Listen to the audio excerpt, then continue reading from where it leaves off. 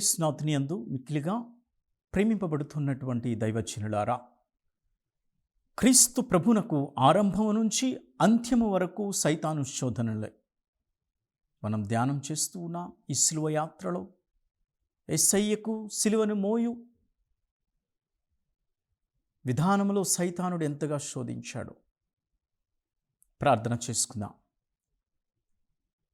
తండ్రి అయినటువంటి ప్రభువా, నీ కుమారుడు స్వీకరించినటువంటి సిలువ మాకు రక్షణదాయకముగా ఆయుధముగా మారినది. నీవు మాకు నిర్ణయించినటువంటి సిలువలను మేము మోసుకుంటూ నీ కల్వరిగిరి కొండకు చేరే విధముగా మాకు సహాయం చేయమని, ఎన్ని శోధనలు వచ్చినా ఎన్ని ఇబ్బందులు వచ్చినా నిజమైనటువంటి క్రైస్తవుడిగా జీవించేటటువంటి పరిశుద్ధాత్మ శక్తి చేత ప్రేరణ ఇవ్వమని ఈ మనవులన్నిటినీ మా ప్రభుని నీ కుమారుడైన యేసయ్య ద్వారా అడిగి వేడుచున్నాము తండ్రి, ఆమెన్. క్రీస్తునాథుని యందు మిక్కిలిగా ప్రేమిపడుతున్నటువంటి దైవ విశ్వాసులారా, మనం చూస్తున్నాము కదా, యేసుక్రీస్తునకు ఆరంభము నుంచి అంత్యము వరకు కూడా సైతాను ఏ విధంగా శోధిస్తూ ఉంది.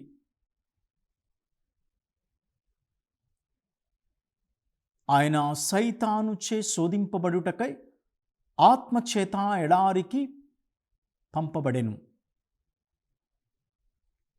ఆది నుండి అంత్యము వరకు మనం చూసాం, వాక్యాలు ధ్యానం చేశాం.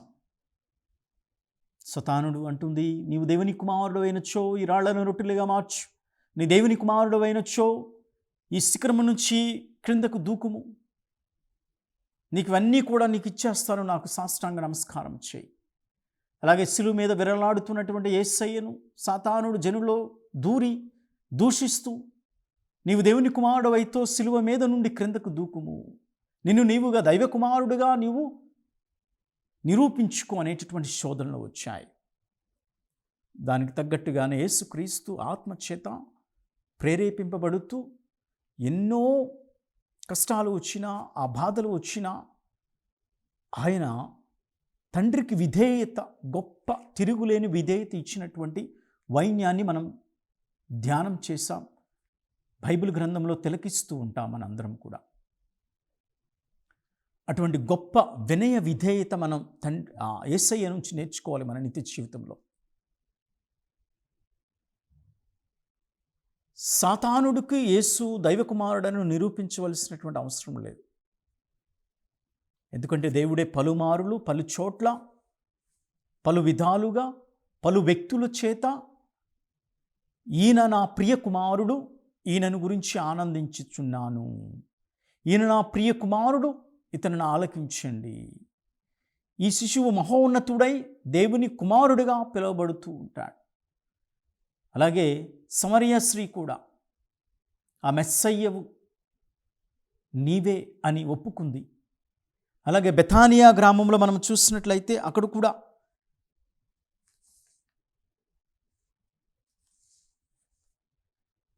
యోహాను శుభవార్త 11వ అధ్యాయము మనం చూస్తూ ఉన్నాం. లాజరు మరణము. యెరూషలేము నగర సమీపాలలో బెతానియా గ్రామం ఒకటి ఉంది. ఆ గ్రామములో లాజరు ఉన్నాడు. చనిపోయిన 4 దినముల తరువాత యేసయ్య ఈ బెతానియా గ్రామానికి రావటం జరిగింది. తాను ఎంతో ప్రేమించినటువంటి కుటుంబము లాజరు, మార్తమ్మ, మరియమ్మ. ఈ మరియమ్మ ఇంటి దగ్గర దిగులుతో ఉంది. కానీ యేసయ్య వచ్చాడు అని వినటంగానే మార్తమ్మ యేసు దగ్గరకు వెళ్ళి చక్కగా మాట్లాడుతూ ఉంది. అనేక పునరుత్థానాల గురించి క్రీస్తు ప్రభు చెప్తూ ఉన్నాడు.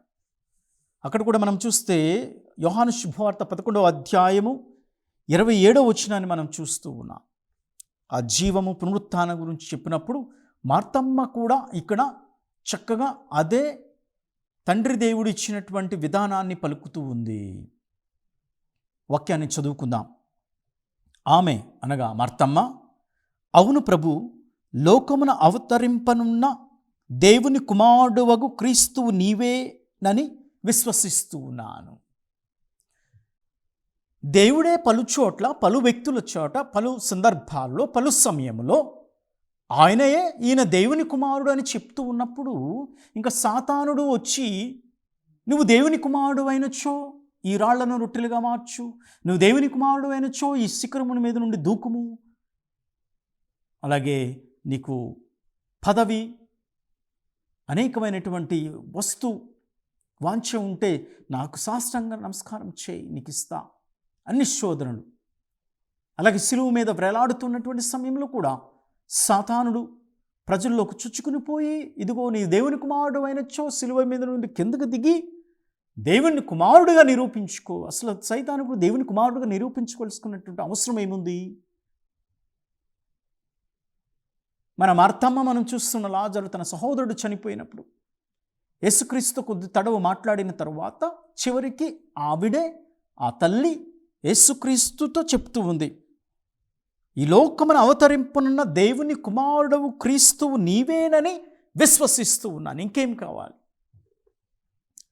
అలాగే సమరయ స్త్రీ తాను కూడా మెస్సయ్యగా, యేసుక్రీస్తుని మెస్సయ్యగా రక్షకుడిగా ఒప్పుకుంది.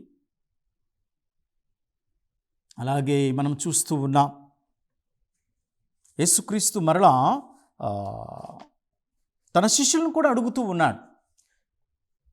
ఒక్కొక్క సందర్భంలో తన శిష్యులను కూడా అడిగాడు. మత్తయి సువార్త 16వ అధ్యాయాన్ని మనం చూసినట్లయితే, సరే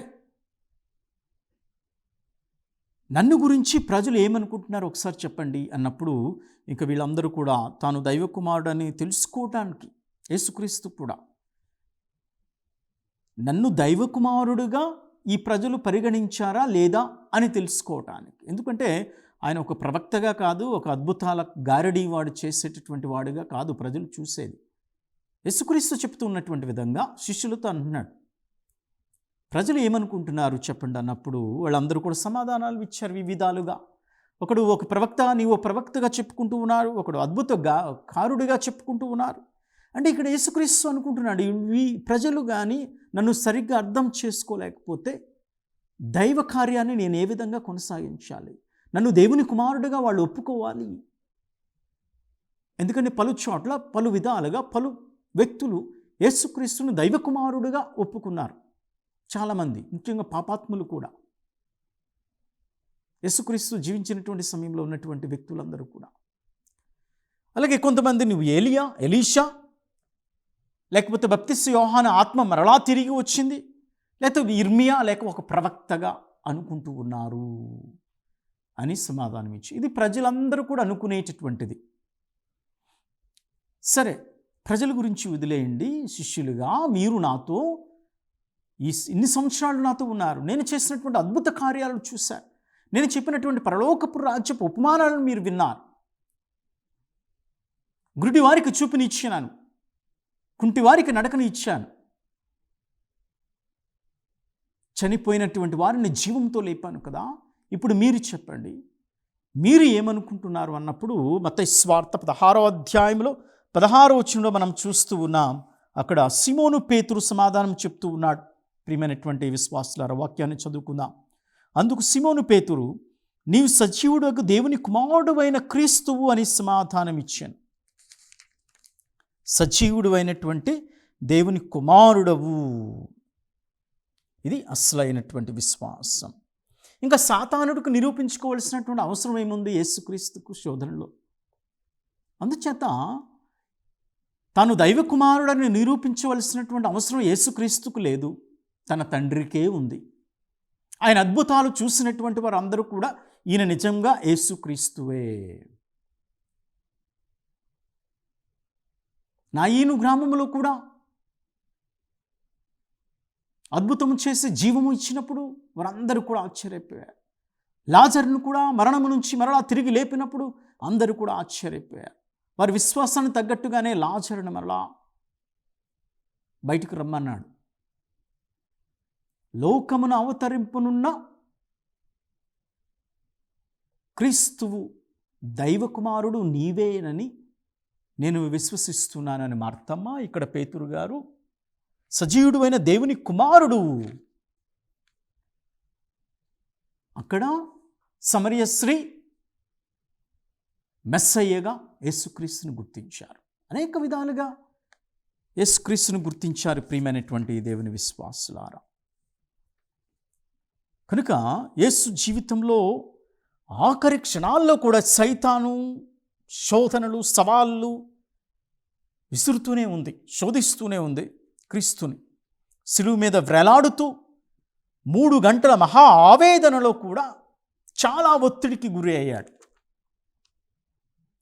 అందుకనే ఇది శిలువ యాత్ర, with Christ and on the Christ, on the cross, with cross, on the cross.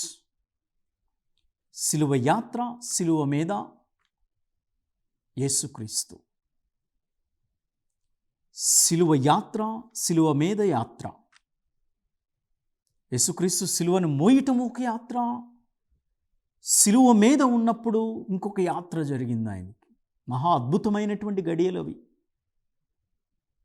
లోకానికి అనేకమైనటువంటి పాఠాలు చెప్పేటటువంటి గడియలు ఆ 3 గంటలు కూడా, యేసుక్రీస్తు పలికినటువంటి ఆ 7 వాక్యాలు కూడా.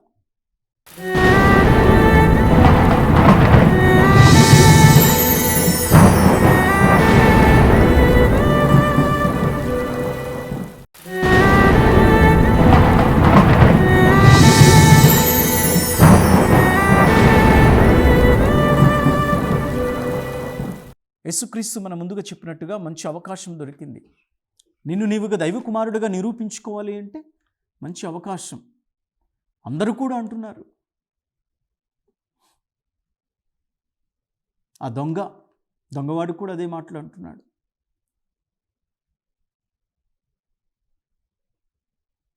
మత్తయి శుభవార్త 26వ అధ్యాయం 39వ వచనంలో మనం చూస్తున్నాం. తండ్రి, నీ చిత్తమైతే ఈ పాత్రను నా నుండి తొలగించుము. తండ్రికి ప్రార్థన చేశాడు. తండ్రి అనుగ్రహించిననే తప్ప తాను ఏమీ కూడా చేయదు. విధేయత, తిరుగులేనటువంటి విధేయత చూపించాడు. ఆయన కంకణం కట్టుకున్నాడు. నేను చనిపోవటానికి సిద్ధంగా ఉన్నాడు. Decided to die for the salvation for the people, to obey his father. అందుకనే ఆయన 7 మాటల్లో ఒక అద్భుతమైనటువంటి మాట. లూకా శుభవార్త 23వ అధ్యాయం 46వ వచనాన్ని మనం చూస్తూ ఉన్నాం. తండ్రి, నీ చేతుల్లోనికి నా ఆత్మను అప్పగించుచున్నాను అని తల వంచి ప్రాణం విడిచాడు. ఇది తిరుగులేనటువంటి విజయం. చాలా ముఖ్యమైనటువంటి ప్రార్థన యూదులకు, మరి ముఖ్యంగా చిన్నపిల్లలకు.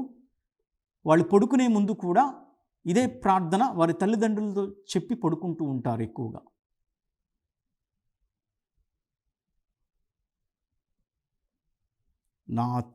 నీ చేతుల్లో నా ఆత్మను అప్పగిస్తూ ఉన్నాను.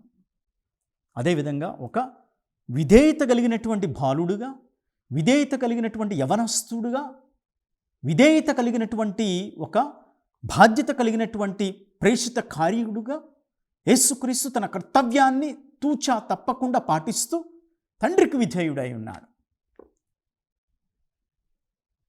మన సంఘాల్లో కూడా బిడ్డలు ఏ విధంగా తమ తల్లిదండ్రులకు విధేయత చూపిస్తూ ఉన్నారు. ఆత్మ పరిశీలన చేసుకోవాలి ప్రతి ఒక్కరూ కూడా. సాతాను విజయం అనుకుంది. ఎప్పుడైతే యేసుక్రీస్తు చనిపోయాడో ఇదే గొప్ప విజయం అనుకుంది. ఎందుకంటే ఎవరు ఈయన దైవ కుమారుడిగా అంగీకరించలేదు కదా. నేను చెప్తూనే ఉన్నాను, ఈ 1,00,000 మంది పైగా యూదులు యెరూషలేము పాస్కా పండుగకు వచ్చారు. ఒక్కసారి దిగినట్లయితే ఆయన దైవ కుమారుడిగా నిరూపించుకోగలిగిన వాడే. కానీ ఆయన చనిపోయాడని విజయం అనుకుంది. తన విజయమే అనుకుంది సాతానుడు. కానీ ఆ సిలువుపై మరణం, ఇది దైవ కుమారుడు దేవునికి తను అర్పించుకున్నటువంటి తన ప్రాణం. అంటే మనకు అది ఒక స్వీయ బలి. యేసు తానే గొర్రెపిల్లగా, తానే యాజకుడుగా అర్పించుకుంటూ ఉన్నాడు తన తండ్రి దేవునికి. మనందరికి కూడా రక్షణ అది. అందుకనే ఆ గడియలో కూడా సాతానుడు వినకూడనటువంటి ఒక వాక్యాన్ని వింది. సాతానుడు దేనికోసమైతే ప్రాకులాడుతూ ఉందో, దేనికోసమైతే సైతాను ఎడారిలో యేసుక్రీస్తును శోధించిందో, దేనికోసమైతే సాతానుడు అక్కడ ఆరంభములో శోధనలు, అక్కడ అంత్యములో, అంత్యకాలమున కూడా ఆ యొక్క శిలువ మీద కూడా శోధించింది. దైవకుమారుడు అయితే యేసుక్రీస్తు చనిపోయాడు శిలువ మీద, విజయం సాధించాను, ఈయన దిగి రాలేదు. దైవకుమారుడిగా ఎవరు గుర్తుపట్టలేదు యేసుక్రీస్తుని. ఒక దొంగవాడిగా, ఒక బందిపోటు దొంగ వలె ఇద్దరు దొంగలతో కొట్టబడ్డాడు అని అనుకుంది. కానీ ఎంతో సంతోషించింది సాతానుడు ఆ సమయంలో. కానీ ఆ సాతాను సంతోషం ఎక్కువ క్షణాలు కూడా లేవు ఆ గొల్గొతా కల్వరిగిరి కొండ దగ్గర. ఎందుచేతను అంటే మనం ఒకసారి మత్తయి సువార్త 27వ అధ్యాయం 59వ వచనాన్ని మనం చూసినట్లయితే, 54వ వచనాన్ని మనం చూస్తే, మత్తయి సువార్త 27 54వ వచనాన్ని మనం చూస్తే, అక్కడ శతాధిపతియు అతనితో యేసును కావలి కాయుచున్న సైనికులను భూకంపము మొదలుగా సంభవించిన సంఘటనలను చూచి మిక్కిలి భయపడి నిశ్చయముగా ఇతడు దేవుని కుమారుడే అని పలికిరి. అయిపోయింది. ఏమైపోయింది? సాతానుడికు ఆనందం పోయింది. ఎందుకంటే తను నిరూపించుకోకుండానే, యేసుక్రీస్తు శిలువ క్రింద దిగకుండానే చనిపోయాడు. కాబట్టి ఎవరికి తెలియదు, యూదులకి, ఇక్కడ ఉన్నటువంటి ఎవరికి తెలియదు అని అనుకుంది. కానీ ఎప్పుడైతే ఆ క్షణాలలో యేసుక్రీస్తు చనిపోయినప్పుడు ప్రకృతిలో జరిగినటువంటి వింతను చూచి, అక్కడ శతాధిపతి సైనికులు అందరూ కూడా ఏ మాటలనైతే సాతానుడు ఎడారిలో ప్రారంభంలో నీవు దేవుని కుమారుడు అయితే ఈ రాళ్లను రొట్టెలుగా మార్చు, దేవుని కుమారుడు అయితే ఈ శిఖరం నుండి దూకు, అలాగే అంత్యములో శిలువ మీద నీవు దేవుని కుమారుడు అయితే ఈ శిలువ మీద నుండి దిగి, ఇవన్నీ కూడా చేస్తే నీవు దేవుని కుమారుడు అయితే అనేటటువంటి ఒక కండిషన్, ఒక షరతులాగా యేసుక్రీస్తును క్రోడీకరించి అధికారాన్ని, అనేకమైనటువంటి విస్తానాన్ని చెప్పి లొంగ తీసుకోవటానికి ప్రయత్నం చేసినటువంటి సాతానుడికి ఏమీ ప్రయోజనం లేదు. యేసుక్రీస్తు ఏది చేయలేదు కాబట్టి ఆయన ఓడిపోయాడు, నేను గెలిచాను అనుకుంది సాతానుడు. అందుకనే చాలా సంతోషించింది యేసుక్రీస్తు శిలువ మీద చనిపోయినప్పుడు. కానీ కొద్ది క్షణాలకే మరి ఒక వార్త, ఎక్కడైతే ఏ పదజాలమైతే సాతానుడు పదే పదే యేసుక్రీస్తు ప్రేషిత ప్రారంభంలో నీవు దేవుని కుమారుడు అయితే అందు, అలాగే అంతములో శిలువ మీద నుంచి నీవు దేవుని కుమారుడు అయితే అందో, ఇప్పుడు ఒక శతాధిపతి సైనికులు ఏమంటున్నారు? నిశ్చయముగా నీవు దేవుని కుమారుడవే. అందరూ మిక్కిలి భయపడి నిశ్చయముగా ఇతడు దేవుని కుమారుడే, he is the son of God, నిశ్చయముగా ఇతడు, హీ ఈజ్. ఎంత పటిష్టంగా, ఎంత నిర్దిష్టంగా, ఎంత స్పష్టంగా పలికారంటే వాక్యాలు. సాతానుడు చెవులు బ్రద్దలైపోయాయి. మొత్తం కృంగిపోయింది తన ఆనందం, భంగం కలిగింది, గర్వపు భంగం. ఎంతో కాలం లేదు ప్రియమైనటువంటి దేవుని బిడ్డలారా. దైవ కుమారుడని ఒప్పుకున్నారు కదా, ఎవరు ఒప్పుకోలేదు అనుకుంది. శతాధిపతి సైనికులు ఒప్పుకున్నారు. తర్వాత కొంతకాలానికి మరలా, అనగా 3వ దినాన తన తండ్రి దేవుడు యేసుక్రీస్తుని పునరుత్థానుడుగా తిరిగి లేపినటువంటి విషయాన్ని మనం చూస్తాం ఇక్కడ. అంటే యేసు శిలువపై నుండి దిగివస్తేనే యూదులు దాదాపుగా 1,00,000 మంది పైనే ఉంటారు. ఆ పాస్కా పండుగకు వచ్చినటువంటి, యెరూషలేముకు వచ్చినటువంటి వాళ్ళందరూ కూడా ఆయన దిగి వచ్చినట్లయితే అంతమందే, 1,00,000 మందే చూసేవాళ్ళేమో ఇది దేవుని కుమారుడని. కానీ మరణించి జీవముతో సిలువను గెలిచినటువంటి యేసయ్య ప్రపంచంలోనే ఈయన నిజమైనటువంటి దేవుని కుమారుడు అని అంగీకరిస్తూ ఉన్నారు. కాబట్టి యేసు సిలువపై మరణించటం ద్వారా సైతాను సంకెళ్ళు వేయబడింది. అక్కడ మరలా తన కోరలు విరచబడ్డాయి, సాతానుడు తరిమివేయబడింది. ప్రియమైనటువంటి దేవుని విశ్వాసులారా, ఇదే విషయాన్ని మనం జ్ఞాపకం చేసుకోవాలి. మన దైనందిన జీవితంలో కూడా అంతే. ప్రతి గడియకు, ప్రతి క్షణముకు, ప్రతిరోజు, ప్రతి విషయాల్లో కూడా సాతానుడు నీకు శోధిస్తూనే ఉంటాడు. ఆరంభము నుంచి అంత్యము వరకు కూడా యేసుక్రీస్తుని సాతానుడు విడిచిపెట్టలేదు అంటే అర్థం చేసుకోవాలి. మన జీవితంలో ఎన్ని శోధనలు వస్తున్నాయి. శారీరకమైనటువంటి వాంఛలు, శారీరకమైనటువంటి బలహీనతలు, పదవి అనేటువంటి వాంఛ, పదవి అనేటటువంటి బలహీనతలు, అలాగే ఇహలోకమైనటువంటి వాంఛ, ఇహలోకమైనటువంటి బలహీనతలు, లోకము దాని స్వభావాలు, అనుకూలత, ప్రతికూలత, ప్రపంచంలో ఆకర్షించబడుతూ ఉంటాం. సాతానును జయించలేకపోతూ ఉంటాం. మరి ఈ విషయాలన్నింటినీ కూడా ఎవరు మనకి ఈరోజు మార్గదర్శకుడు అంటే యేసయ్య, ఈ సిలువ యాత్ర. అందుకనే ఈ సిలువ యాత్రలో మనందరం కూడా, క్రైస్తవ జీవితం ఒక సిలువ యాత్ర. ఒక గుహ లాంటిది క్రైస్తవ జీవితం, ఒక ఎడారి లాంటిది క్రైస్తవ జీవితం. నీవు నేను ఆ గృహలోనికి ప్రవేశించాలి. దావీదు అదుల్లాం అనేటటువంటి గృహలోనికి వెళ్ళి అక్కడ తనను తాను తెలుసుకుని దైవ దర్శనాన్ని, దేవునికి యొక్క గొప్పతనాన్ని తెలుసుకుని మహా ఇజ్రాయేలులకు పెద్ద రాజు అయ్యాడు దావీదు. దానియేలు సింహపు గుహలోనికి త్రోయబడినప్పుడు దేవుడు తనతో ఉన్నాడని దేవుని ప్రదర్శితమైనటువంటి గొప్ప కార్యాలు చెప్పగలిగాడు దానియేలు. దర్యావేషు రాజు వారి యొక్క రాజ్యానికి. ఏలియా కర్మేల్ కొండ మీద